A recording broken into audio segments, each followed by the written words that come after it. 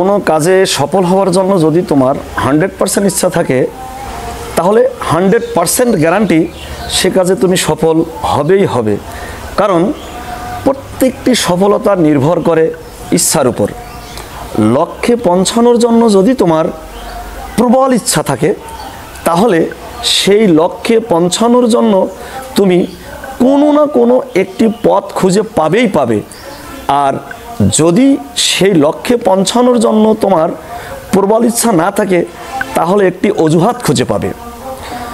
প্রত্যেক ছাত্রছাত্রী ভালোভাবে পড়ালেখা করে পরীক্ষায় ভালো ফল করে সর্বশেষ জীবনে প্রতিষ্ঠিত হওয়ার জন্য ইচ্ছা পোষণ করে, কিন্তু দুঃখজনক হলেও সত্য, সবাই কিন্তু প্রতিষ্ঠিত হয় না, সবাই কিন্তু সফল হয় না। কারণ এই ইচ্ছাটা কারো কারো মধ্যে টিকে থাকে কয়েক মিনিট, কারো কারো মধ্যে টিকে থাকে কয়েক ঘন্টা, কারো কারো মধ্যে টিকে থাকে কয়েক দিন, কারো কারো মধ্যে টিকে থাকে কয়েক মাস, আবার কারো কারো মধ্যে টিকে থাকে কয়েক বছর। জীবনে তারাই সফল হয়, জীবনে তারাই প্রতিষ্ঠিত হয় যাদের মধ্যে এই ইচ্ছাটা কয়েক বছর টিকে থাকে।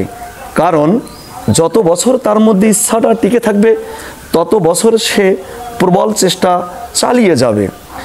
আর প্রবল চেষ্টা দীর্ঘদিন চালিয়ে গেলে সফলতা আসবেই আসবে, এতে কোনো সন্দেহ নেই ইনশাআল্লাহ। আর যখন সে সফল হবে, তখন তার জন্য এই সমাজের ব্যাপারে একটি অপ্রিয় সত্য হলো, সফল ব্যক্তির প্রতি এই সমাজের মানুষগুলো হিংসা করতে শুরু করবে। কারণ এ সমাজের মানুষ সাফল্যকে পছন্দ করে, কিন্তু সফল ব্যক্তিকে নয়।